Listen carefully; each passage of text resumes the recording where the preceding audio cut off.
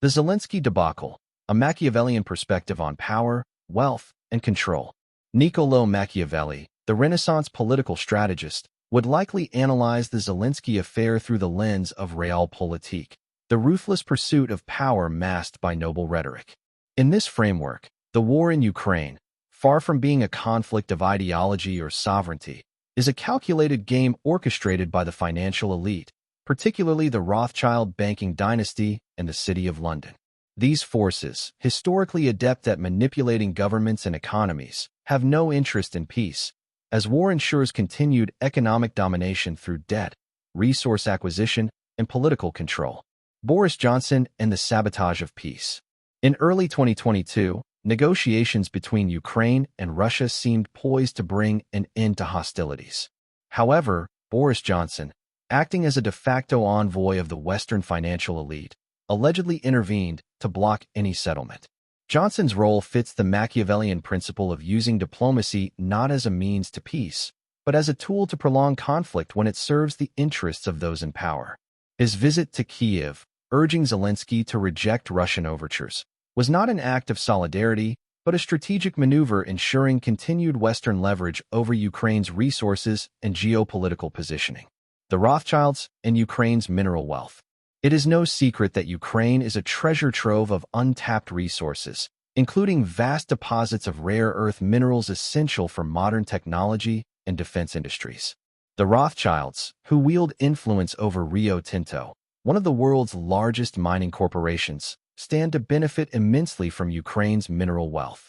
The financial elite understands that true power lies in controlling resources, and Ukraine's strategic reserves are far too valuable to be left to the whims of an independent government.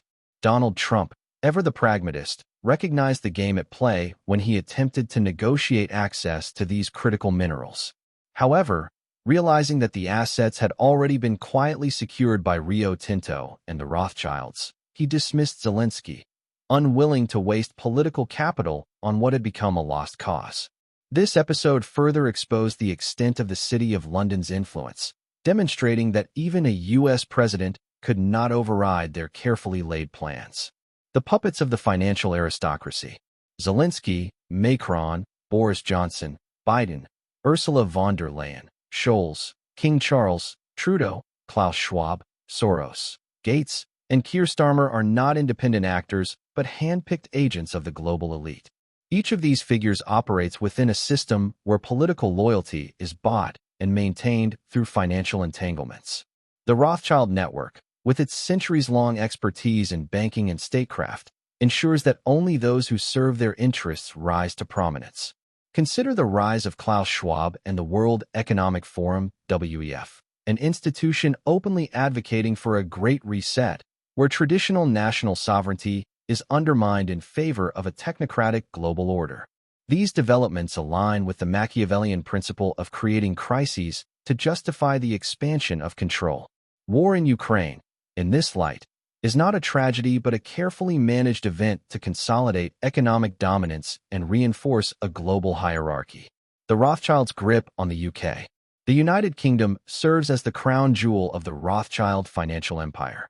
From the monarchy to the Prime Minister's office, the real power in Britain does not rest with elected officials or the sovereign, but with financial institutions and oligarchs who dictate policy behind closed doors. King Charles, bound by centuries-old financial dependencies, is merely a ceremonial figure within a structure that has long been steered by banking interests. Keir Starmer, like his predecessors, is a managed asset, placed to ensure continuity in policy irrespective of electoral shifts. Conclusion: the pursuit of power over peace. Machiavelli would argue that the pursuit of power is rarely hindered by morality. In the case of Ukraine, the illusion of democracy and national sovereignty masks a brutal reality. The country is a battleground not just between Kyiv and Moscow, but between global financial powers vying for economic supremacy. The Rothschilds and their network do not seek peace because peace does not yield control.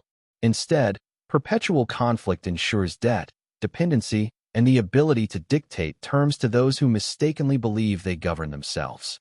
The Zelensky affair is thus not a singular event, but a chapter in a broader strategy of global dominance, one where kings, Presidents and prime ministers are merely actors on a stage controlled by those who truly hold the strings. For those who understand Machiavelli's teachings, the lesson is clear. In the game of power, appearances are everything, and reality is shaped by those who control wealth and war alike.